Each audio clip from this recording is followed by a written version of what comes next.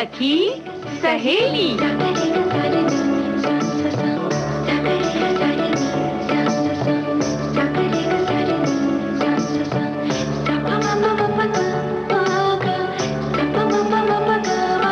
सखी सहेली।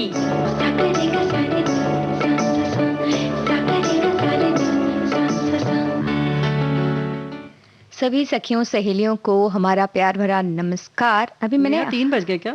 हाँ 3 बज गए सच में? जी जी बिल्कुल 3 बज गए हैं और हमें लगा सखी सहेली शुरू हो गया। शुरू सखी हो गया। सहेली तो जी श्रोताओं और सखियों सहेलियों को रेणु चतुर्वेदी और नेहा शर्मा का नमस्कार। नमस्कार। नेहा तुम आ गई? हाँ अभी भी आई हूँ। अच्छा लेकिन हमारे श्रोता कह रहे हैं कि बहुत देर से बहुत अच्छे अच्छे प्रोग्राम सुनवा रही हैं नेहा, तो कैसे सुनवाया? कान से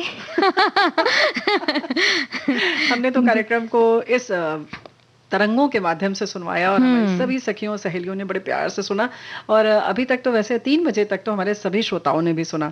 बिल्कुल। और वैसे अभी भी हमारे बहुत सारे श्रोता सुन रहे हैं और बड़ी शिकायत है लोगों की कि भाई ये सखियों का कार्यक्रम है, लेकिन हम पहले चोरी छुपे सुनते थे, लेकिन अभी बिंदास सुनते हैं। ये बड़ी अच्छी कमेंट्स भी कर देते हैं अब और सबसे पहले उन्हीं के कमेंट्स आते हैं। तो आज हम कार्यक्रम में कुछ ऐसी बातें लेकर आ रहे हैं, जैसे नेहा आती है तो कुछ मजेदार बातें लेकर आती हैं, यानी कि वो सवाल जिसमें जवाब छुपा होता है उस पर हम कुछ बातें करेंगे। वहीं हम बात करेंगे कि जीवन और झूठ के बारे में हम बातें करेंगे।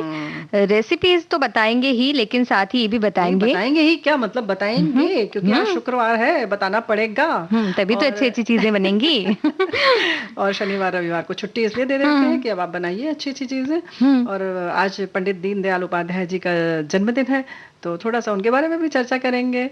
और एक बहुत ही गंभीर चर्चा होने वाली है, वो ये है कि कॉल सेंटर से जब फोन आता है तो उन्हें हम क्या क्या जवाब दे सकते हैं। ये गंभीर समस्या है, लेकिन इसका निदान हम यूं ही हंसते हंसते खिलखिलाते खिलखिलाते बता सकते हैं।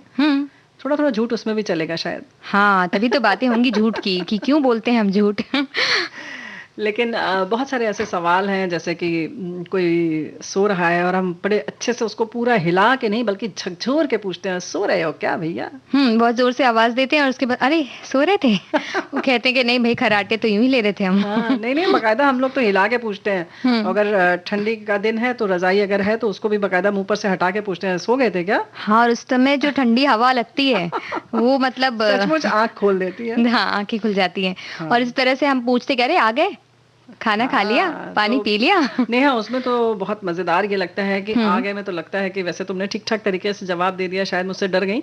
नहीं तो हम तो ये कहते हैं नहीं अभी हमारा भूत आया है और अभी हम थोड़ी देर बाद आएंगे अगली बार हम याद रखेंगे, जब भी हमारी कोई सहेली हमसे ऐसा बात करेगी तो हम उसको ऐसे ही कहेंगे। ये बहुत सही कहा कि सहेली जब कहेगी। और वैसे भी जब दरवाजे के अंदर हम आ जाते हैं तब पूछते हैं कि क्या हम अंदर आ जाए, तो लगता है भैया अब आ गए हो, आ ही जाओ, क्या गोद में बैठोगे क्या? तो कुछ चीजें ऐसी हैं कि हम बिल्कुल आ जाते हैं और हम कहते हैं हम आ गए। कुछ लोग तो खुद ही बता देते हैं हम आ गए, तो लगता है भाई आप दिख रहे हैं, सशरीर आए हैं। तो कुछ ऐसी चीजें क्या आप भी करते हैं? हाँ थोड़ा बताइए फेसबुक पर हमें। बिल्कुल ऐसे सवालों के बारे में बताइए जो अपने जवाब खुद साथ लेकर आते हैं और वो कहते हैं कि हम आ गए साथ में जवाब भी लेकर आए हैं। हाँ, या जैसे कि अगर हम किसी ऐसे व्यक्ति से मिलते हैं कि जो मतलब सिलाई वगैरह करवाते हैं, कुछ ऐसा काम करते हैं, हम कहते हैं अच्छा टेलरिंग का काम है, यानी आप कपड़े सिलते हैं। या हम किसी शिक्षिका से मिलते हैं और हमें पता है कि हमारी ये सहेली जो है वो अध्यापिका है या उनकी माँ अध्यापिका है, फिर भी हम पूछते हैं अच्छा तो तुम्हारी मम्मी पढ़ाती हैं?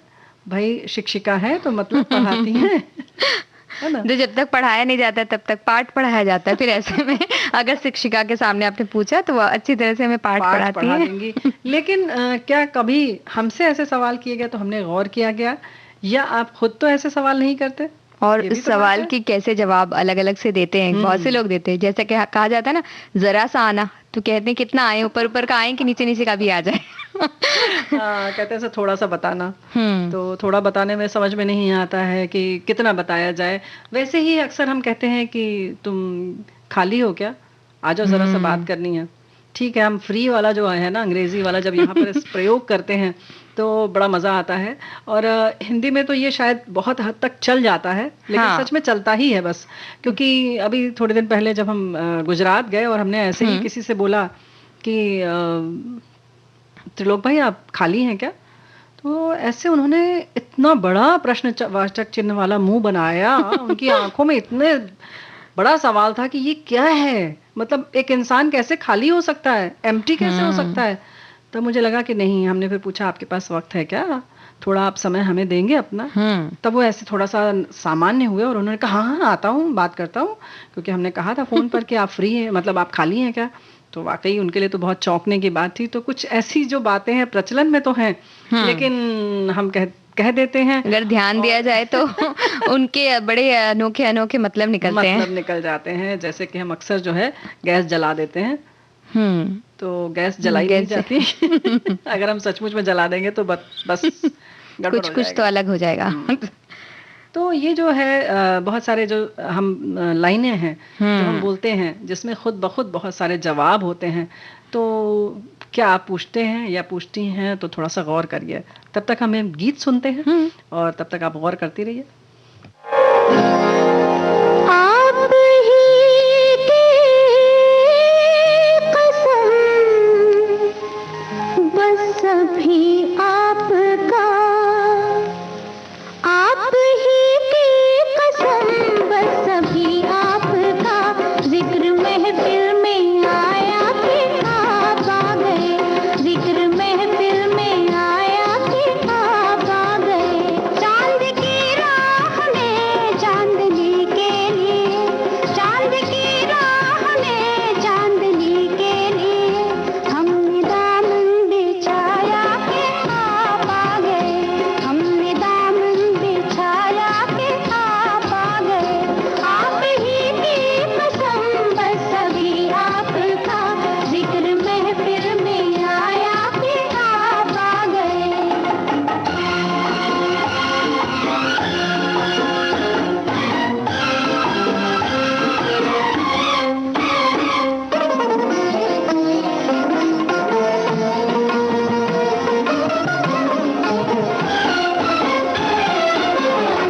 कान आहट पे और आँख डरती रही, कब हमें दीद हो आरज़ू थी यही।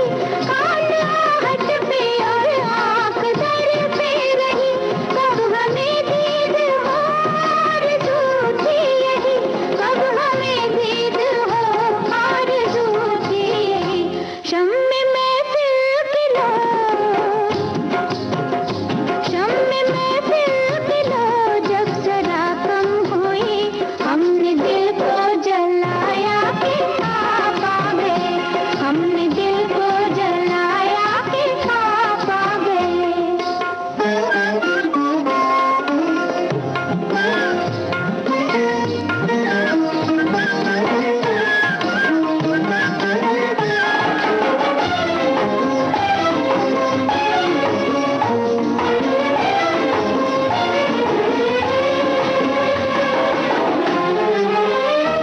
आज बेताब थी हर नजर देर से, चैन पाया है दिल ने मगर देर से। आज बेताब थी हर नजर देर से, चैन पाया है दिल ने मगर देर से, चैन पाया है दिल ने मगर देर से। आप शायद ना आए, आप शायद ना आए इसी सोच में, दिल जरा डगमगाया कि आप आ गए, दिल जरा डगमगाया कि आप आ गए। आप ही की कसम, बस अभी आपका, आप ही की कसम, बस अभी आपका जिक्र महफिल में आया कि आप आ गए, जिक्र महफिल में आया कि आप आ गए। तो जब हमने सोचा तभी हमारी सारी सखियां मिल गईं और आ गईं। और जैसा कि आप उस दिन कह रही थी कि भाई साफ सफाई करती हैं हमारी सखियां, इस वक्त में सब सामान वगैरह उठा लेती हैं और आराम से बैठकर सुनती हैं सखी सहेली। जी हाँ, बैठकर सुनती हैं। अब ये आराम से बैठती हैं कि दिक्कत में बैठती हैं, ये नहीं पता। मुझे लग रहा है आराम से ही बैठती होंगी। हाँ, यानी कि जब हम बैठते हैं तो हमें आराम मिल ही जाता है। मिलना ही चाहिए, तभी इसी ऐसा? तरह से बैठना चाहिए कि आराम मिल जाए। बिल्कुल टिक के तकिया वकिया लगा के पीछे बैठना चाहिए आराम पीछे से। बैठना चाहिए। और ऐसी ही बहुत सारी चीजें होती हैं, जैसे कि इसमें एक आराम से बैठने पे बात आती है कि पुराने ज़माने की कहावत है, हालाँकि अब तो न जात है न मतलब उस तरीके का चूल्हा चौका नहीं है जैसा कि पहले होता था। तो उसमें जैसे बुजुर्गों के लिए कहा जाता था कि कहते थे उठो बूढ़ा जात लो, उठो बूढ़ा सांस लो, चौका छोड़ो जात लो। मतलब उनको जब सांस लेने के लिए कहा जाता था, यानी आप आराम करिए और चौका छोड़ दीजिए, अब आके जांत पर बैठ जाइए, यानी जांता जो चक्री होती है उसको चलाइए बैठ के, क्योंकि उसमें बैठ के चलाना है। हाँ, तो ये कोई आराम वाली बात नहीं है, काम करते रहिए और आराम के साथ। लेकिन उसको कहा गया कि अब आइए और जांता चलाइए, यानी कि चक्री चलाइए। तो जिसमें जो बैठ के गेहूं पीसते थे ना, या नमक आदि जो भी पीसने का काम उसी में किया जाता था, दाल दरी जाती थी, तो ये सारी चीजें थी। तो एक कहा जाता था कि अब भाई जब सांस लेना है तो आप उसको चौके में से निकलिए, चूल्हे के सामने से, और इधर आके बैठ जाइए, यानी काम करवाना ही है। जैसे कि कहते हैं ना, अरे कोई बात नहीं, आराम करना है तो बैठ के गेहूं साफ कर लो आराम से बैठ के। तो आराम से बैठ के गेहूं साफ करते जाइए आप। नहीं, लेकिन ऐसा होता है कि पहले की जो गृहस्थी होती थी, वाकई ये सारी चीजें करना ही होता था, और वो आराम की ही गिनती में आती थी, क्योंकि पूरे दिन 24 घंटे की तो नहीं कह सकते, हाँ जितने समय आप सुबह से लेके शाम तक जब तक आप जग रहे हैं तब तक अनवरत काम ही करती रहती थी हमारी सखियां, हमारे बुजुर्ग लोग, हमारे पुराने लोग, क्योंकि गृहस्थी में ये सारे जो उपकरण अब आ गए हैं वो नहीं थे, है ना। तो वो सारी व्यवस्था खुद ही करनी पड़ती थी, चक्की में गेहूं पीसना पड़ता था, या अब थोड़े सालों पहले चक्की आ गई तो भी गेहूं साफ करके देना होता है और उसको सफाई करवानी होती है। तो ये सारी गृहस्थी की चीजें हैं, लेकिन जो हम लोग बात कर रहे हैं बार बार कि किस तरह से हम जिसमें सवाल होता है वो उस तरीके के जवाब खुद ही करते हैं। जैसे कि हम कपड़ा लेकर नहाने जा रहे हैं और पूछते हैं नहाने जा रही हो क्या?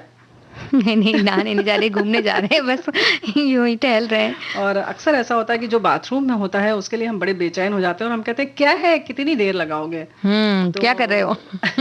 वो पानी की आवाज आ रही है, अगला इंसान नहा रहा है, लेकिन हम पूछते क्या कर रहे हो। और अब बाथरूम इतना छोटा सा होता है कि उसमें शायद नहाने या और भी जो क्रियाएं होती हैं उसके अलावा और कुछ नहीं किया जा सकता। और हमारी अम्मा तो अक्सर कहती थी, भाई बाथरूम ऐसी जगह है कि वहां ज्यादा देर नहीं कोई बैठ सकता, क्यों कोई बैठा रहेगा तुम्हें तंग करने के लिए। तो ये आप बिल्कुल निश्चिंत रहिए कि वहां पर कोई भी अतिरिक्त समय नहीं दे सकता। तो उस तरीके के सवाल हम अक्सर करते रहते हैं ना। हाँ, ऐसे सवाल तो हम करते ही रहते हैं, लेकिन कई सवाल ऐसे भी होते हैं जो हमसे किए जाते हैं फोन पर कि आपको ये चाहिए, आपको वो चाहिए, आप ये लेंगे, आप वो लेंगे। हम मना करें लेकिन वो तो मानते ही नहीं है। ये बात तो है, लेकिन उसमें अक्सर ये भी होता है नेहा कि हम बहुत पहले से मान कर कि ये इतने सवाल करेंगे हम बहुत नाराज हो जाते हैं। तो क्या नाराज होना चाहिए, या कोई और कौन सा तरीका है कि आप भी नाराज ना हो और सामने वाला परेशान ना हो, या उसको कुछ इस तरह से हम अपशब्द ना कहें, असम्मानजनक बातें ना कहें?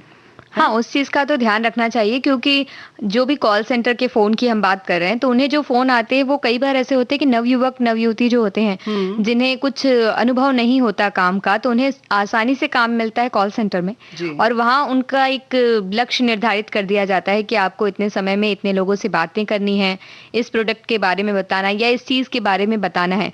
तो उनका भी एक अपना लक्ष्य होता है जिसे उन्हें पूरा करना होता है। बिल्कुल, ये उनकी नौकरी ही होती है, नौकरी का हिस्सा है, मतलब हिस्सा क्या, नौकरी ही उनकी वही है।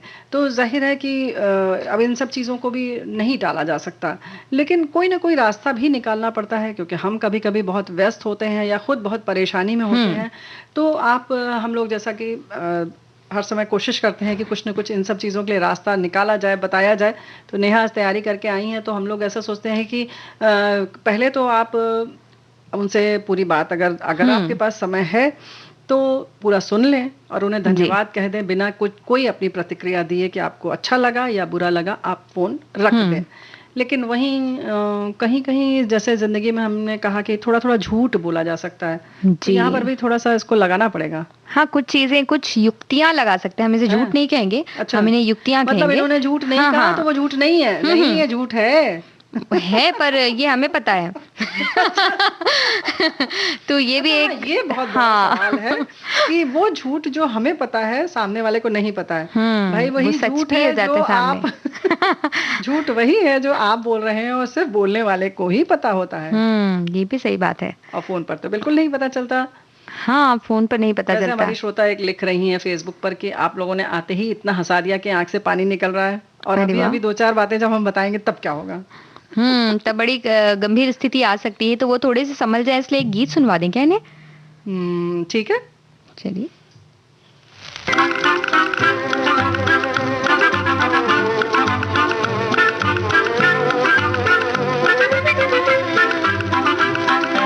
दिल तेरा दीवाना ओ मस्तानी बुलबुल, तुम कितना ब्यूटीफुल है, तुम कितना ब्यूटीफुल।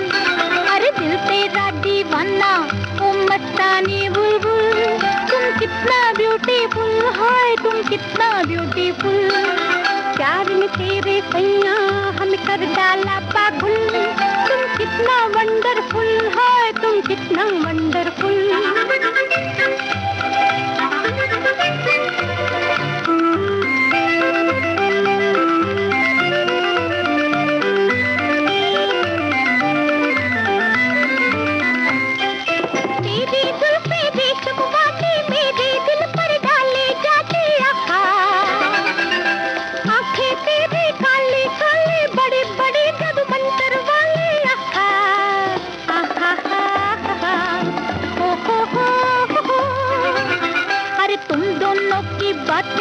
मेरा दिल करती घायल, तुम कितना ब्यूटीफुल है, तुम कितना ब्यूटीफुल। प्यार में तेरे सैया हम कर डाला पागल, तुम कितना वंडरफुल है, तुम कितना वंडरफुल।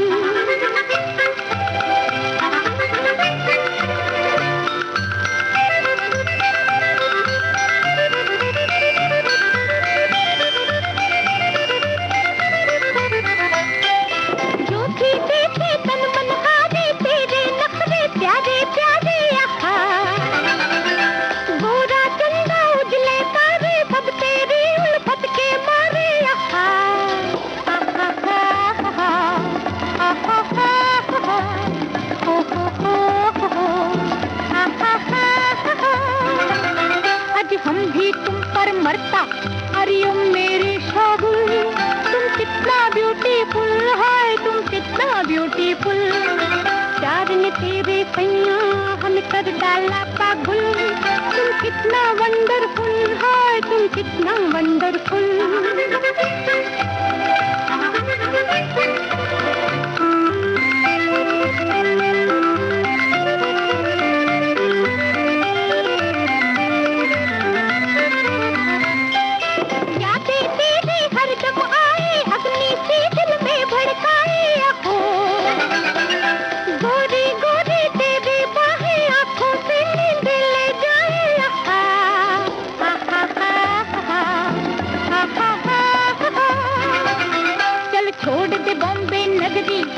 भाग चले काबुल, तुम कितना ब्यूटीफुल है, तुम कितना ब्यूटीफुल।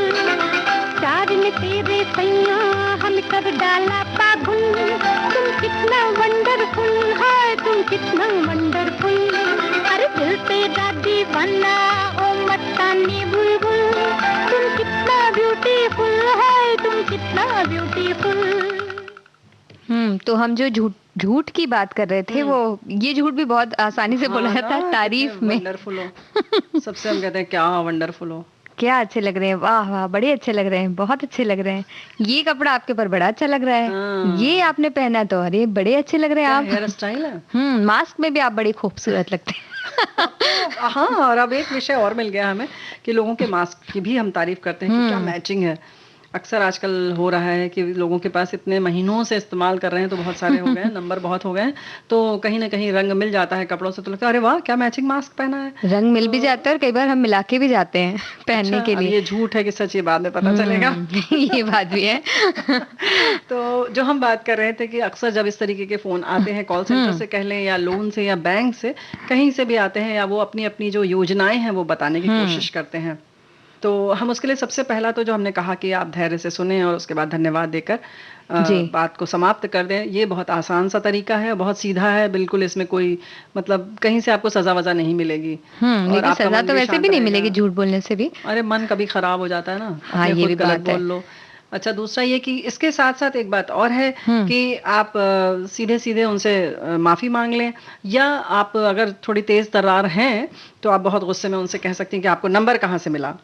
आधे तो घबराहट उसी में आ जाती है कि भाई नंबर अब हमें मिला है, आपने वो लकी ड्रॉ भरा था। हाँ, तो नहीं, आप 3 बार 4 बार ठोक ठोक के एकदम जैसे कोर्ट में बोला जाता है वैसे आप बड़े अच्छे से पूछ सकती हैं। नहीं, पहले आप ये बताइए कि आपको ये नंबर मिला कहाँ से। तो आप जब 2-3 बार पूछेंगी तो वहीं पर बात समाप्त हो जाएगी, क्योंकि वो कहीं कहीं से लेते हैं नंबर और फिर आपको लगेगा कि मैं अभी शिकायत करूंगी अगर आपको नंबर नहीं लिया है आपने। इस तरह से आप मेरा ये व्यक्तिगत नंबर है, आप नहीं इस्तेमाल कर सकती, या मुझे बिना मेरी जानकारी के आप मुझे फोन नहीं कर सकते जी। तो ये एक छोटा सा सुझाव था, तरीका है, सुझाव था जी, सुझाव था। अब हम थोड़ा झूठ वाले पे आ जाएं। अच्छा, झूठ से भी ज्यादा ये खुराफात भी कर सकते हैं हम।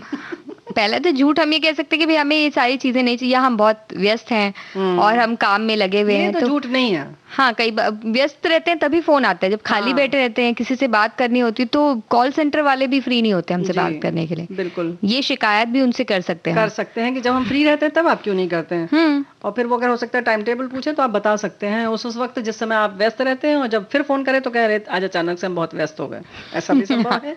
तो कुछ इस तरीके के आइडियाज हम लोग लगाते रहते हैं। तो आप भी कुछ इसमें एक्सरसाइज करें और देखें कि क्या क्या कर सकते हैं। उसके साथ साथ एक बात और है, जो झूठ बोलने वाली बात कर रहे हैं उसमें मतलब क्या लगाया जा सकता है युक्ति? एक खुराफात कर सकते हैं हम ये कि हमारे जो दोस्त हैं या हमारे रिश्तेदार हैं जो हमसे बहुत दिनों से बात नहीं कर रहे हैं, अच्छा, और हम चाहते हैं कि वो हमसे बात करें, लेकिन हम उन्हें फोन नहीं लगाना चाहते। हमारा भी अपना अपना ईगो होता है, तो हम फोन नहीं लगाना चाहते। तो बड़ी अच्छे से आप उन्हें अपना उनका नंबर दे दें, क्योंकि भाई हमारा ये दोस्त है, वो इस चीज में बहुत इंटरेस्टेड है और ये सारी चीजें वो लेना चाहता है, और उसका नंबर पढ़ के बिल्कुल उन्हें बता दें। 2 नंबर है तो 2 बता दें, 3 है तो 3 बता दें। अच्छा, आजकल लोगों के पास 2-3 नंबर होते हैं। एक बात और है, ईगो के साथ साथ एक बात और है कि कुछ ऐसे भी मित्र होते हैं जहां आप बराबर आप ही फोन करते हैं और वो बिल्कुल नहीं करते हैं। वो एक तरफा फोन वाला प्यार होता है। ऐसे लोगों का तो नंबर बिल्कुल पहली हेलो बोलते साथ ही बता दें। और वो जो भी स्कीम बताए, अरे क्या बात है, हम सोच ही रहे थे और ऐसे हमारे मित्र को जरूरत थी और आज ही उन्होंने कहा था। तो छोटी सी ये युक्ति है, ये तो झूठ नहीं है। जैसे ही आप नंबर बताएंगे वैसे ही वो आपका फोन काट देंगे। आप बोलिए कि हमें तो जरूरत नहीं, उन्हें जरूरत है। और एक चीज जरूर बताइए, उन्हें कहिए कि आप मेरा नाम ये है और ये नाम बताइएगा उन्हें कि इसने मुझे नंबर दिया आपका। वो बहुत खुश हो जाएंगे, वो मेरे मित्र हैं। तो खुशी की बात ये होगी दोस्तों की आपको उनके वहां के कॉल जाने के बाद फिर आपके मित्र का फोन आपके पास तुरंत आएगा। और आपकी जो भी शिकायतें हैं वो सब आप आपस में बात कर सकते हैं। फिर एक बार फोन आ गया तो फिर बातें चल जाती है ना। फिर आप अपने मित्र से भी कह सकते हैं कैसे याद किया। बोले नहीं, हमने तो नंबर नहीं दिया था। अच्छा, हाँ, ये जो सवाल और जवाब में अक्सर ये बहुत होता है नेहा कि हमारे किसी रिश्तेदार हो या कुछ भी हो, बहुत दिनों से जो फोन नहीं करते, हम उन्हीं को फोन करते हैं और कहते हैं क्या भैया तुम तो याद ही नहीं करते हो। और जो याद करते हैं उन्हें हम फोन भी नहीं करते। नहीं। हाँ, ये तो उल्टा हो गया। जैसे कि अक्सर क्या होता है, किसी का फोन आया है, उसी को हम कहते हैं कि तुम तो याद ही नहीं करते हो। हाँ। तो वो कहता है कि भाई फोन मैंने ही किया, याद कर लो। तुम तो नहीं याद करते हो, मैंने फोन किया, यानी मैं तो फिर भी याद करता हूँ। तो कुछ इस तरीके के सवाल भी हम करते हैं जो बड़े उटपटांग होते हैं। हाँ। लेकिन ये जो जवाब वाली बात है, इसमें कुछ चीजें और हैं कि जैसे अगर लोन की बात है और आप बिल्कुल उसमें नहीं आपका मन है, कुछ बीमा आदि है, तो आप उन्हें कुछ ऐसा बता सकते हैं कि आप अपनी उम्र इतनी बता सकते हैं कि भाई हम तो सेवानिवृत्त हो सकते हैं। सेवानिवृत्त लोगों के लिए कोई स्कीम है क्या आपके आगे? तो वो आपको नहीं बल्कि उन्हें आपसे क्षमा मांगनी पड़ेगी कि नहीं, माफ करिएगा, ऐसी कोई स्कीम नहीं है। और आप ये भी कह सकते हैं कि हमें तो 6 महीने से सैलरी नहीं मिली है। हाँ। तो क्या आप फिर हमें लोन देने के लिए तैयार हैं? हाँ। तो आमतौर पे लोन देने वाले व्यक्ति आपसे क्षमा मांगते हैं, फोन बंद कर देते हैं, पूछते हैं कि किसी का नंबर है तो हमें दे दीजिए। तो अगर आप चाहें तो फिर कर सकते हैं, नंबर दे सकते हैं, याद कर सकते हैं आप।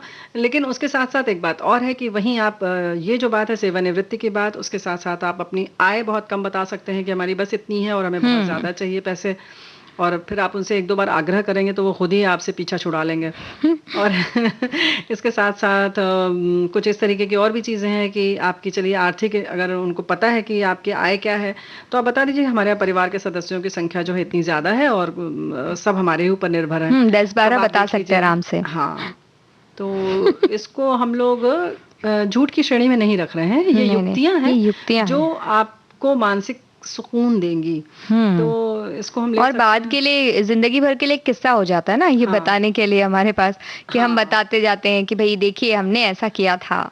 हाँ, तो ये जो है हम इसीलिए इस प्लेटफॉर्म से बता रहे हैं। लेकिन ये सिर्फ इसलिए है सखियों कि वाकई हम लोग बहुत परेशान हो जाते हैं और कभी कभी तो इतना ज़्यादा गुस्सा आ जाता है कि हम अपना आपा खो देते हैं और वहीं हम बहुत अपशब्द बोल देते हैं। तो ऐसा मत करिए, क्योंकि एक तो वो रिकॉर्डिंग हो रही होती है, दूसरी बात ये कि चलिए आपके ऊपर कोई भी क्षति नहीं होगी, लेकिन जो उस समय आपकी मानसिक क्षति हो रही है और उसके साथ-साथ जो आपका स्वास्थ्य प्रभावित होगा, उससे बेहतर है कि आप किसी तरह से कुछ चीज़ें आप गाँठ बाँध लें कि आपको बस इतना बोलना है। अनावश्यक रूप से अपना मन खराब ना करें, परेशान ना हों, उनके लिए उन शब्दों को ढूँढें ना, तलाशें ना कि हम इनके लिए क्या गंदा बोल सकते हैं, किस तरह से हम गुस्सा कर सकते हैं। और इस तरह से बात अगर हम करते हैं तो वो जब हम अपशब्द बोलते हैं या चिल्लाते हैं तो गुस्से में हमारा बीपी भी हाई हो जाता है। लेकिन ये सारी बातें करते हैं तो हम काफ़ी देर तक हँसेंगे बाद में। हँसेंगे तो हमारा स्वास्थ्य अच्छा होगा। तो हम यही चाहते हैं सखियों कि आपका स्वास्थ्य अच्छा रहे, हमारा स्वास्थ्य अच्छा रहे और सब खुशनुमा बने रहे माहौल पूरा का पूरा। तो वहीं पर उसमें जब हम खुशी की बात करते हैं तो गीत संगीत का जो अपना महत्व है वो तो है ही।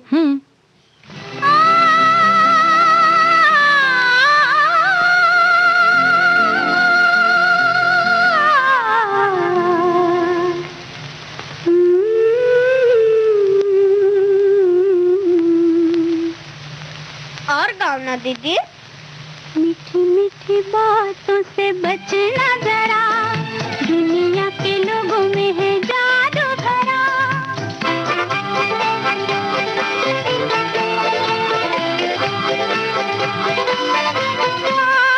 मीठी मीठी बातों से मीठी मीठी मीठी मीठी बातों से बचना जरा, दुनिया के लोगों में है जादू भरा। मीठी मीठी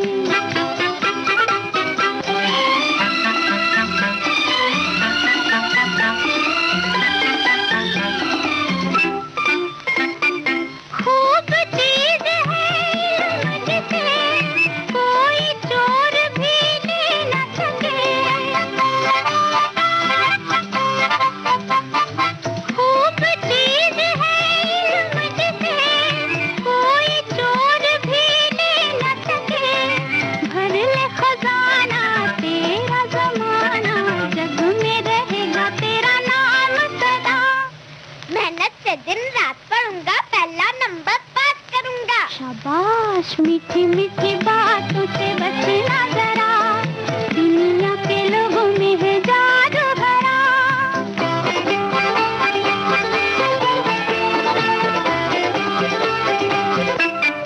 खेल कूद में खोना नहीं, बात बात में रोना नहीं। खेल कूद में खोना नहीं, बात बात में रोना नहीं। तू है सितारा चंदा से प्यारा, करना जहां में कोई काम बड़ा। हिंदुस्तान की शान बनूंगा, देश का ऊंचा नाम करूंगा। शाबाश मीठी मीठी बातों से बचना जरा, दुनिया के लोगों में है जादू भरा। मीठी मीठी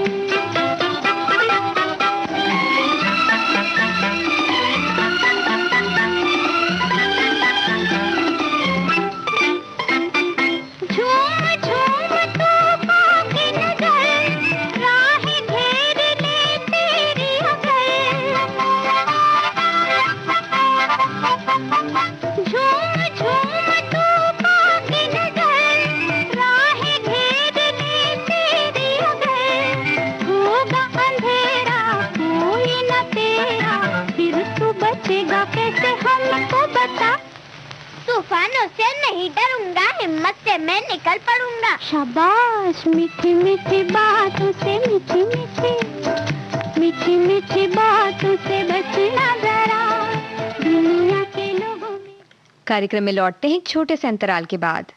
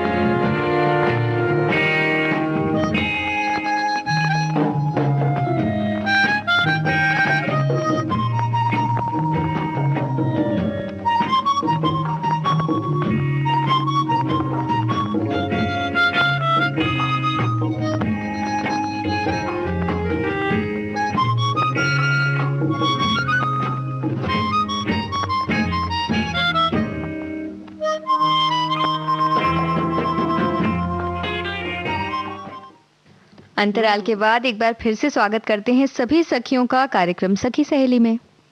तो हम आगे फिर से जब अच्छा। आवाज सुनाई दे रही है तो हम क्यों बता रहे हैं। भूल जाने पर हमारे एक बहुत श्रोता ने लिखकर भेजा है, भूल जाते हैं कुछ लोग, भूल जाते हैं वो पहली सीढ़ी कुछ लोग जिसके दम पर दूसरे पर कदम रखा, भूल जाते हैं वो वक्त का लम्हा कुछ लोग जिसके दम पर चलने का हौसला मिला, भूल जाते हैं वो अंधेरी रात कुछ लोग जिसके दम पर सुबह होने का सपना देखा, भूल जाते हैं वो रिश्ते कुछ लोग जिनसे रिश्ते निभाने का तजुर्बा मिला, भूल जाते हैं उस दरिया को कुछ लोग जिसके उस पार भी किनारा मिला, भूल जाते हैं उस अभाव भरे दिन को कुछ लोग जिससे जीवन में कुछ करने का हौसला मिला, भूल जाते हैं उस पेड़ की छाव को कुछ लोग जिससे तपन से बचने का सहारा मिला, भूल जाते हैं उस छोटे से पनघट को कुछ लोग जो तड़पती प्यास में दरिया बना, भूल जाते हैं उन माँ बाप को कुछ लोग जो खुद कष्ट में रहे और संतान को सुख का एहसास दिया, भूल जाते हैं उस भगवान को कुछ लोग जो पग पग पर सुख दुख का खेवनहार बना, भूल जाते हैं कुछ लोग। वाह, बड़ी अच्छी ही बात हमारे ने लिखा है, क्योंकि वाकई कई चीजें ऐसी होती जैसे हम बिसराते जाते हैं और आगे बढ़ते जाते हैं और हम भूल जाते हैं और हम ये कहते हैं कि हम तो भाई सेल्फ मेड हैं, हमने खुद को खुद बनाया है। हाँ, जबकि ये सबसे गलत बात है, सबसे बड़ा झूठ। हाँ, सबसे बड़ा झूठ। जीना झूठ मरना सच, यही हमारे किसी श्रोता ने ये भी लिखकर भेजा है। तो भाई हमारे श्रोता जो हैं वो वाकई बड़ी अच्छी अच्छी चीजें लिखकर भेज रहे हैं। एक बात और है, जो हम लोग सवाल और जवाब की बात कर रहे थे तो बड़े मजेदार सवाल तो हमने बताए, लेकिन ये जो छूट गया हमारे एक श्रोता ने लिखकर भेजा है, खाना खाते वक्त किसी दूसरे से कहना, दिखाना जरा बताना जरा, देखे तो कैसा है। अरे भाई, आप सीधे सीधे मांग लीजिए कि मुझे खाकर देखना है, चखाना जरा।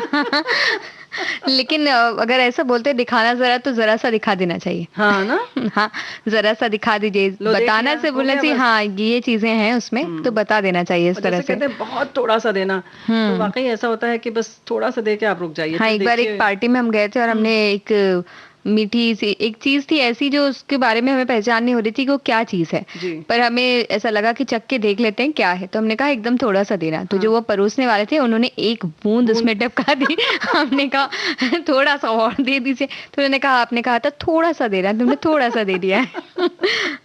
जैसे कि अभी ये जो हो गया ना कि ये भी एक कला है कि अगर एक बूंद कैसे दिया जाए, चटनी भी देना हो तो एक बूंद देना बड़ा मुश्किल है। तो जो झूठ बोलने की हम बात कर रहे हैं, झूठ बोलना भी एक कला है और हमारे एक श्रोता लिखकर भेज रहे हैं कि और ये कला सभी को नहीं आती। झूठ बोलने वाला ऐसे बोलता है जैसे उसका एक एक शब्द सच हो।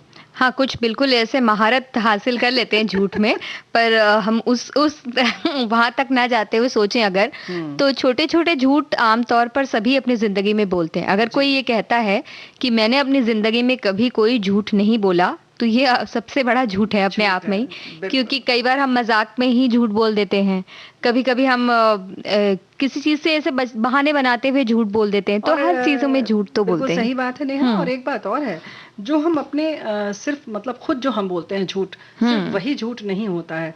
जैसे अगर आप झूठ बोल रही हैं और हम चुपचाप उसको सुन रहे हैं, वो भी झूठ होता है। जैसे हमें पता है कि ये झूठ है पर हम बता नहीं रहे हैं। अगर आपने सत्य नहीं बताया या सत्य को छुपाना भी झूठ है। आपने कहा हमने तो कुछ बोला ही नहीं, अगर आपने सच को छुपा दिया या टाल दिया, वो भी झूठ होता है।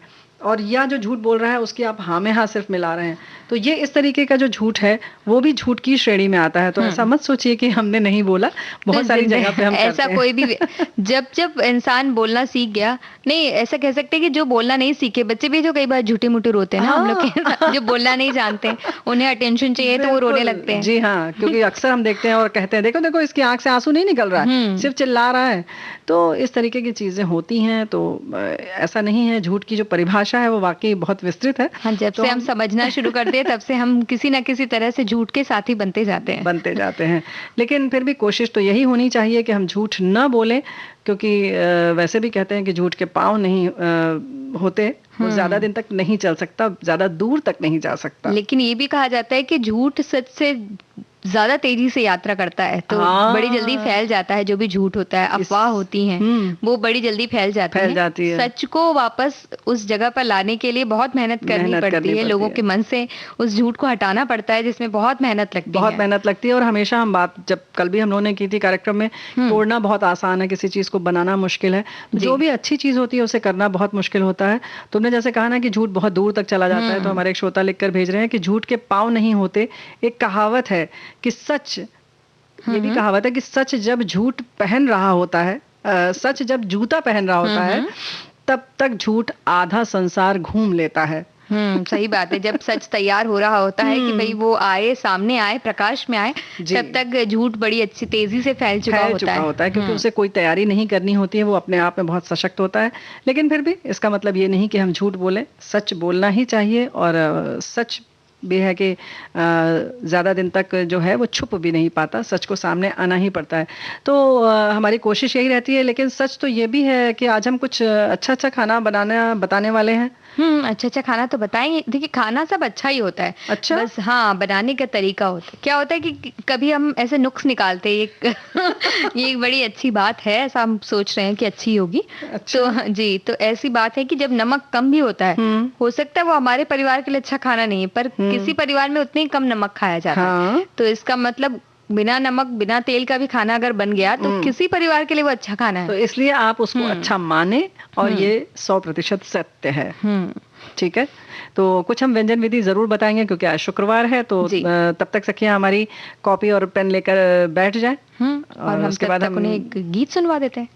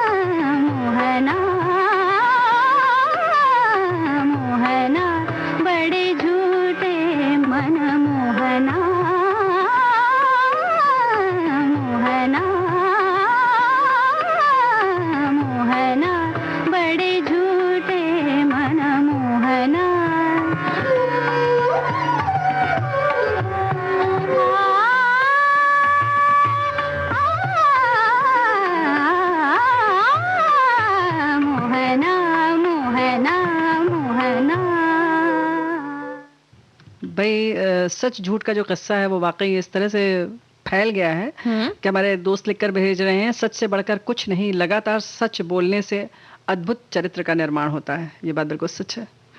और बिल्कुल हमारे एक श्रोता और हैं जिन्होंने लिखकर भेजा है, नले झूठ का साथ कर देगा ये जीवन बर्बाद, अपनी नजरों में खुद गिरेगा, लोगों का विश्वास भी खत्म करेगा, सच जो सच है उसे क्यों ना स्वीकार करो, जीवन में सच के सहारे ही ये जीवन रूपी नौका पार करो। क्या बात है, बहुत बढ़िया लेकर भेजा है। और हमारे श्रोता बिल्कुल तैयार रहते हैं, अच्छा लगता है। लेकिन अब हम तैयार हैं बताने के लिए क्या रेसिपी, खाना वाना बनाना है भाई, क्योंकि खाने से ही जीवन चलता है। हाँ, और हमारे एक श्रोता ने ये भी लिखकर भेजा कि हम जब अपनी श्रीमती जी को बताते हैं कि ये बनाओ, हमने सुना है, तो वो ऐसे बड़ा टेढ़े मुंह से देखती हैं कि मतलब वो थोड़ा सा शक की निगाह से देखती हैं कि कहाँ से सुना है। तब वो बताते हैं कि मैं भी रेडियो सुनता हूँ, तुम भी सुना करो। तो आज हो सकता है कि उनकी श्रीमती जी भी सुन रही हूँ, तो बता देते हैं। बिल्कुल, हम तो सभी श्रोताओं से ये कहते हैं कि अपनी श्रीमती जी को भी रेडियो सुनवाइए, और फिर रेसिपी आपको नहीं बतानी पड़ेगी, वो आपको कुछ बातें जरूर बता सकती हैं। हाँ, तो आज हम बताने वाले हैं मलाई कोफ्ता कैसे बनाएं। क्या बात है। तो मलाई कोफ्ता के लिए हमें चाहिए, जो ग्रेवी भी उसमें साथ में होती है, तो कोफ्ते के लिए तो पहले हमें चाहिए 3 बड़े आलू, उबले हुए, छिले और मैश किए हुए, मतलब उनको हमने मसल दिया अच्छी तरह से। हाँ, यानी कि मैश किए हुए आलू कहीं नहीं मिलते हैं नेहा, मतलब आप आलू लेके उबाल लें और उसको मसल लें खूब अच्छी तरह से। फिर उसके बाद 8 से 10 काजू टुकड़ों में कटे हुए, और चाहे तो किशमिश भी इसमें हम डाल सकते हैं। अच्छा, 13-14 किशमिश ऑप्शनल है, आप चाहें तो, नहीं तो नहीं। जी। और 1/4 कप हम मलाई भी इसमें इस्तेमाल कर सकते हैं, क्योंकि मलाई कोफ्ता है तो उसे 6 घंटे के लिए हम फ्रिज में रख दें या ठंडा करके रख दें। और 4 टेबलस्पून हमें कॉर्नफ्लोर लगेगा जी। तो या इसके अलावा हम आटे से भी उसे बना सकते हैं। ऐसा आटा या मैदा बस बंधन के लिए चाहिए, उसको बाइंडिंग के लिए चाहिए होता है जी। और हमें चाहिए नमक स्वाद के अनुसार, और तलने के लिए तेल चाहिए हमें। साथ ही हमें एक हम बताना भूल गए, माफ कीजिएगा कि हमें 1 कप पनीर भी चाहिए, कद्दूकस किया हुआ, क्योंकि हम उसमें पनीर के साथ ही से बनाते हैं।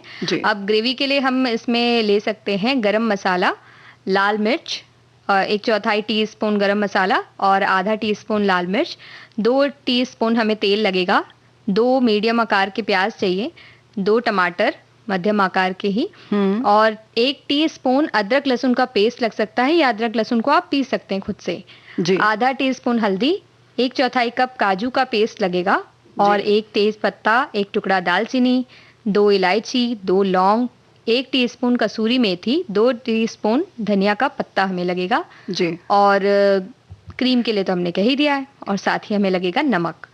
तो अब इसे बनाने की जो विधि है, हाँ, तो हम सबसे पहले ग्रेवी बना रहे हैं या कोफ्ते बना रहे हैं?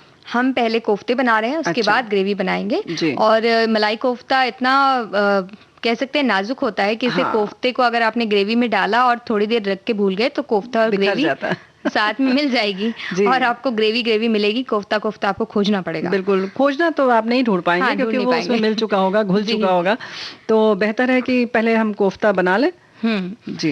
मलाई कोफ्ता बनाने के लिए सबसे पहले हम उबले हुए आलू को लेकर छिलके मैश कर लें, और उस बाउल में जिसमें हमने आलू मैश किया उसी में कॉर्नफ्लोर और पनीर को कद्दूकस कर लें, मिर्च, नमक, गरम मसाला, काजू, किशमिश, ये सब डालकर अच्छी तरह से मिला के एक मिश्रण बना लेते हैं जी। और इस मिश्रण को छोटे छोटे गोल आकार दे सकते हैं कोफ्ते की तरह का, या कह सकते हैं गुलाब जामुन जो बनते हैं वैसा गोल, मतलब उसका बॉल बना लें छोटे छोटे जी।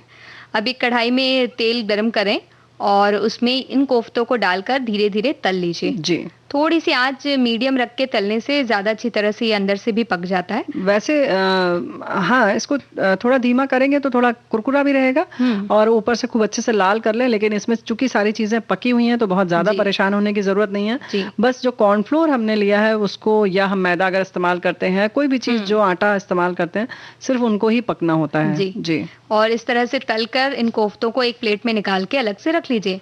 अब हम ग्रेवी बना लेते हैं। प्याज और टमाटर को काट के आप बारीक पीस सकते हैं या फिर कद्दूकस कर सकते हैं। कढ़ाई को गैस पे रख के तेल गरम कीजिए। अब उसमें तेल में जीरा डालिए। जीरा गरम होने पे उसमें दालचीनी, इलायची, लौंग, तेज पत्ता ये सब डालकर भूनिए और उसके बाद इसमें प्याज टमाटर का जो हमने मिश्रण बनाया है उसको डाल दीजिए। अच्छी तरह से इनको मिलाइए। जब थोड़ा थोड़ा पका हुआ सा हमें लगता है तब हम उसमें हल्दी, मिर्च, अदरक लहसुन का पेस्ट, गरम मसाला, ये सारी चीज़ें डालकर उसको पकाइए उस समय तक पकाइए जब तक साइड में से तेल ना दिखने लगे हमें यानी किनारे पर। कढ़ाई लगभग छोड़ देता है, जब वो तेल सा आ जाता है, मसाला अच्छी तरह से आपको पता ही है, अंदाज लग जाएगा आपको भुन जी। चुका है, और जब जैसे ही भुन जाता है तो वो कढ़ाई छोड़ने सा लगता है और तेल ऊपर आ जाता है। जी। तो आप इस तरह से जब आप देख रही हैं कि हाँ ये मसाला भुन चुका है, तो समझ लीजिए कि तैयार है। हाँ, तो उसमें अब पानी डाल दीजिए, 2-3 कप पानी आप डाल के थोड़ी देर गैस पे उसे पका लीजिए, तो ग्रेवी ये तैयार हो जाती है। और जब इसमें कोफ्ते तुरंत डाल सकते हैं अगर आपको तुरंत खाना है तो, अदरवाइज़ नहीं तो आप ऐसा कर सकते हैं कि कोफ्ते आप अलग रखते हैं और जब आपको खाना है तो उस वक़्त आप इसमें एक कटोरी में कोफ्ते रखिए और उसके ऊपर ये ग्रेवी डालिए और ऊपर से मलाई डाल करके आप तैयार कर सकते हैं इसको मलाई पेश कर कोफ्ता। सकती हैं, परस सकती हैं। जी। और जब आप कोफ्ते बना रही होंगी या मतलब परस रही होंगी, तब आपसे लोग ये पूछ भी सकते हैं कि क्या नेहा तुम कोफ्ता बना रही हो क्या? तो हम कहेंगे तब कि नहीं, हम तो लड्डू बना रहे हैं। तो इस तरीके के सवाल। लेकिन नेहा अभी जैसे ये मन में आया कि हम जैसे कोफ्ते बना रहे हैं और किसी ने पूछा, लेकिन एक बात ये बताओ आदमी करे क्या? अब कुछ तो बात करना है, तो हम यही बात कर लेते हैं कि अच्छा कोफ्ते बना रही हो क्या? अच्छा तो रोटी भी साथ में बनाओगे क्या? तो इस तरीके के जो सवाल हैं जिसमें जवाब होता है, वो शायद इसलिए होता है कि हम समय गुजारते हैं। हम क्या? ये नहीं चाहते कि आपके पास जवाब ना हो और आप इधर-उधर देखें, इसलिए हम पहले ही जवाब भी देते हैं कि सवाल के साथ ही जवाब है। आप नहीं। अपनी सुविधा अनुसार उसका उपयोग करें। अच्छा लेकिन एक बात बताओ, अगर हमने देखा कोफ्ते बना रही हो, तो हम क्या पूछें क्या बना रही हो? तो कहेंगे दिख नहीं रहा है। हाँ, फिर? ये भी मतलब मुश्किलें तो हर तरफ है। जब सवाल पूछने वाले के लिए मुश्किलें जो हैं कदम-कदम पर हैं। तो इसलिए वो जवाब बता दे पहले ही, तो आपको मुश्किल नहीं रहेगी, बोलेंगे आप सीधा जवाब मिलेगा हाँ। नहीं तो तो बात खत्म हो जाती क्या है। ऐसा नहीं कर सकते कि हम सवाल ही ना करें जहाँ कोई जरूरत ना हो? फिर बात कैसे होगी सवाल नहीं होगा तो? कुछ और बात कर लीजिए। अच्छा, तो इस विषय में आप ये सोचते कह हैं हम। सकती हैं कि सखियों, फेसबुक पर तो हमारा विविध भारती कार्यक्रम है, उसमें विवरण आता है, वहीं हम ट्विटर पर आ गए हैं, लेकिन उसके साथ साथ अब कू ऐप जो है वो अपनी सखियों को बताइए। जरूरी नहीं है आप कोफ्ते की बात करें, आप उन्हें बताइए कि हमारा कू जो हैंडल है वो भी है विविध भारती मुंबई। हाँ, तो इस तरह से अलग-अलग ज़रिया है जुड़ने का विविध भारती के से, तो इसके बारे में बात कर सकते हैं सखियाँ। और इसमें क्या है, इसका भी जवाब ऐसा मिल सकता है कि हमें पता है। अच्छा, ऐसा है क्या? हो सकता है। हाँ, क्योंकि वैसे हमारे बहुत सारे फॉलोअर्स हैं और हमारे बहुत सारे श्रोता सुन रहे हैं और उनको जो-जो चीज़ें हम बताते हैं वो उनको फॉलो भी करते हैं और अच्छी तरह से जुड़ जाते हैं। लेकिन फिर भी कू ऐप जो है वो अभी है और हम इसको बहुत फ़ख्र से कह सकते हैं कि हमारे देश का है, स्वदेशी है। तो इससे जी। ज़रूर जुड़िए। और इसमें हमारा हैंडल है जैसे हमने बताया कि @VBS मुंबई। तो जी। ये कू ऐप है, इसमें बड़ी प्यारी सी पीले रंग की छोटी सी चिड़िया आती है और इसमें आप हिंदी में अपने संदेश लिख सकते हैं और हमारे देश की जितनी भाषाएं हैं, बहुत सारी भाषाओं में इसमें काम किया जा सकता है। तो ये पूछने के बजाय कि कोफ्ते बना रही हो क्या, ये बता दो कि हाँ भाई कू ऐप से जुड़ जाओ विविध भारती की। हाँ, दोनों बातें क से शुरू होती हैं तो हम बता सकते हैं और साथ ही साथ क्यों ना एक गीत चला दिया जाए ताकि मैं ये कू ऐप चेक कर लूँ। बिल्कुल।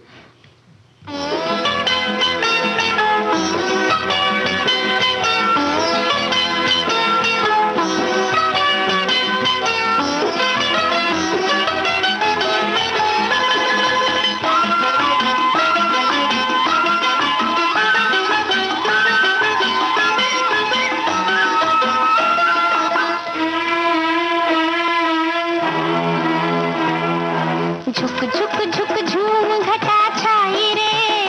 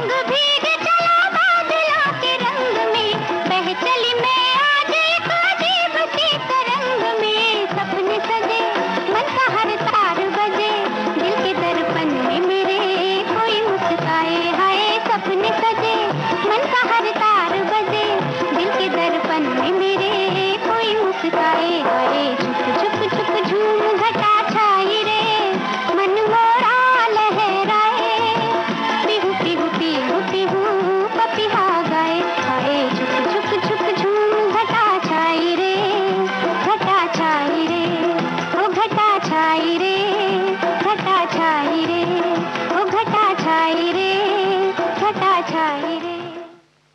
तो ये गाना तो सुनते सुनते ऐसा लगा कि आपने बता तो दिया कि कू ऐप में हैं हम। हाँ, लेकिन कू ऐप तक कैसे जाया जाए? KOO वैसे तो ये है, लेकिन हम KU चेक कर रहे थे, इतनी देर से तो मिल नहीं रहा था। अच्छा, हाँ भाई झूठ बोल रही है। हाँ, ये पकड़ा गया, झूठ पकड़ लिया गया। तो भाई अब झूठ न बोलें आप, क्योंकि आज पंडित दीनदयाल उपाध्याय जी का भी जन्मदिन है। और उन्होंने जब मतलब सारे लोग ऐसे इतने लोकप्रिय नेता थे, यूं कह सकते हैं, और उन्होंने जो देश के लिए किया वो भी बहुत ज्यादा है, कह सकते हैं कि एक अच्छे चिंतक थे। और उन्होंने वो भारतीय जनसंघ के अध्यक्ष भी रहे। उन्होंने सनातन विचारधारा को युग के अनुसार उन्होंने प्रस्तुत किया और एकात्म मानववाद की विचारधारा उन्होंने एक दी। बिल्कुल। और आज 25 सितंबर को ही उनका जन्मदिन है, यानी लेकिन तिथि सन जो है 1916 को मथुरा में आप का जन्म हुआ, और इनके पिता का नाम भगवती प्रसाद और था, उनकी माँ का नाम राम प्यारी। वैसे तो वो धार्मिक प्रवृत्ति की थी, लेकिन पिता चूंकि रेलवे में थे तो जाहिर है कि इनका पालन पोषण जो है वो अलग अलग जगह पे हुआ, लेकिन बाद में इनको अपने ननिहाल भेज दिया गया। लेकिन 3 वर्ष के ही जब उनकी आयु थी तो उनके पिता का देहांत हो गया, लेकिन फिर भी एक उन्होंने अपनी पहचान बनाई, और इस तरह से उन्होंने 19 वर्ष की अवस्था तक उपाध्याय जी ने मृत्यु दर्शन से गहन साक्षात्कार कर लिया था। और जब 8वीं की परीक्षा उन्होंने उत्तीर्ण की तो उसके बाद राजस्थान सीकर जाकर उन्होंने 10वीं की परीक्षा की। फिर इस तरह से वो प्रथम स्थान प्राप्त करते रहे और पढ़ाई करते रहे। 1937 में पिलानी से इंटरमीडिएट की परीक्षा में पुनः बोर्ड में आपने प्रथम स्थान प्राप्त किया। तो ये कह सकते हैं कि शुरू से ही बहुत प्रखर थे। जी, छोटी सी उम्र में ही उन्होंने जो कहते हैं कि ज्ञान अर्जित करने का जो एक जज्बा था वो नजर आ गया, क्योंकि छोटी सी उम्र थी, फिर भी उन्होंने कई संघर्ष भी रहे उनके सामने, लेकिन फिर भी वो एक अच्छी विचारधारा को अपनाते हुए आगे बिल्कुल। लेकिन घर में मामा जी के उनके आग्रह पर उन्होंने प्रशासनिक परीक्षा दी, और खास बात ये कि उत्तीर्ण भी हुए, लेकिन अंग्रेज सरकार की नौकरी उन्होंने नहीं की। और उसके बाद उन्होंने BT किया, BA BT करने के बाद भी उन्होंने नौकरी नहीं की, और इस तरह से उन्होंने देश की सेवा में अपनी बिल्कुल तन मन धन लगा दिया। बिल्कुल, ऐसी जो हस्तियां होती हैं जो हमारे देश में हैं, कई हैं, और उनके बारे में जब सुनते हैं तो ऐसा लगता है कि इतना सोच विचार कर, इतना दृढ़ निश्चय रखकर कैसे छोटी सी उम्र से ही वो लग जाते हैं जी। और उनसे काफी कुछ सीख सकते हैं हम, उनके बारे में पढ़ते हैं तो। श्यामा प्रसाद मुखर्जी जी उनकी कार्यकुशलता और क्षमता से प्रभावित हुए, और उन्होंने कहा कि यदि मुझे 2 दीनदयाल मिल जाए तो मैं भारतीय राजनीति का नक्शा ही बदल दूंगा। तो इस तरीके के प्रखर थे, और उन्होंने अपनी क्षमता जो थी वो बता दी कि किस तरह से काम किया जा सकता है, और किस तरह से संघ का प्रचार किया उन्होंने, और अपनी शक्ति का परिचय दिया। तो काम बेहतर कह सकते हैं, हमने जो बातें करे थे हम झूठ सच की, लेकिन अगर एक सच्चा व्यक्तित्व हो तो वो किस तरह से किस ऊंचाई पर जा सकता है, इसका उदाहरण हमारे सामने कई मौजूद हैं। दीनदयाल उपाध्याय जी भी एक उदाहरण हैं उनके, और उनके बारे में हम जब जानते हैं तो ऐसा लगता है इनके बारे में और थोड़ा जानना चाहिए, इनके बारे में और पढ़ना चाहिए, जो कि आज हम कर सकते हैं, क्योंकि इनके बारे में जब थोड़ा सा जानने से काफी उत्सुकता हो जाती है कि और क्या क्या हुआ होगा इनके जीवन में। बिल्कुल। और साहित्य में भी उनकी गहरी रुचि थी, उसके साथ साथ राजनीति की तो हमने बात की ही, लेकिन इस तरह से उन्होंने बहुत कुछ काम किया है। लेकिन हमारा जो देश है इस मामले में बहुत समृद्ध है, लेकिन हम क्या कर रहे हैं इस पर एक बार फिर से हमें गौर करना होगा, और क्या कर रहे हैं क्या नहीं कर रहे हैं इस पर जरूर गौर करना चाहिए। जो बातें हमने झूठ सच की वो सिर्फ बातें हैं, कहाँ कहाँ लागू होती हैं ये बात पर आप ध्यान रखिएगा, लेकिन जो जीवन का आदर्श है हमारा हमेशा ऊंचा होना चाहिए। हमारे सामने इतने सारे महान व्यक्तित्व हैं जिनका हम अनुकरण कर सकते हैं, जिनके साथ हम जा सकते हैं, जिनके बारे में हम सुनकर भी बहुत कुछ सीख सकते हैं। जब कोई और भी उनके बारे में बता रहा हो तो भी हमें लगता है कि नहीं, सिर्फ 8वीं में थे और उन्होंने ये सब कर लिया, 3 साल के थे, उनके सामने इतनी बड़ी चुनौती आई, फिर भी उन्होंने ये सारी चीजें कर ली। और सिर्फ ऐसा ही नहीं है, बाद में इनकी बहन का भी देहांत हुआ, और इस तरह से उनकी जिंदगी में कह सकते हैं कि जो हम लोगों को झकझोर के रख देता है। ऐसे बहुत सारे प्रकरण आए, ऐसी घटनाएं हुई, लेकिन फिर भी जो एक आपने लक्ष्य जब निर्धारित कर लेते हैं और उस पर अडिग रहते हैं तो सफलता जरूर सामने मिलती है हमें। तो यही हम कह सकते हैं कि जो बहाने नहीं बनाते, जो सामने हमें बढ़ना ही है आगे। ऐसे कोई भी मुश्किलें सामने आती है हमारे, लेकिन हमें ये पता है कि नहीं, हमें तो आगे बढ़ना ही है। बिल्कुल, मुश्किलें तो सबकी जिंदगी में आती हैं।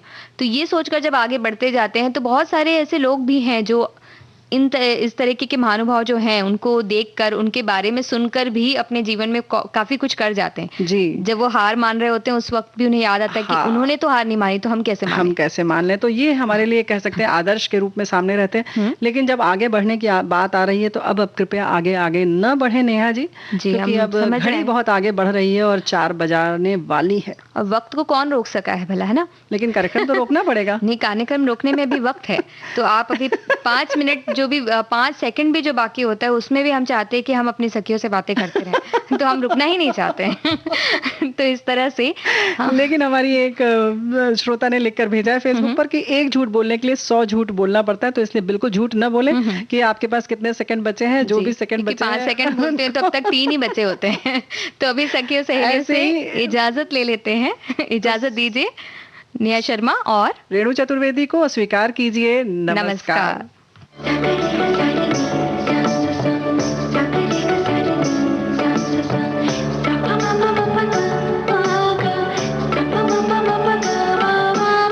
सखी सहेली।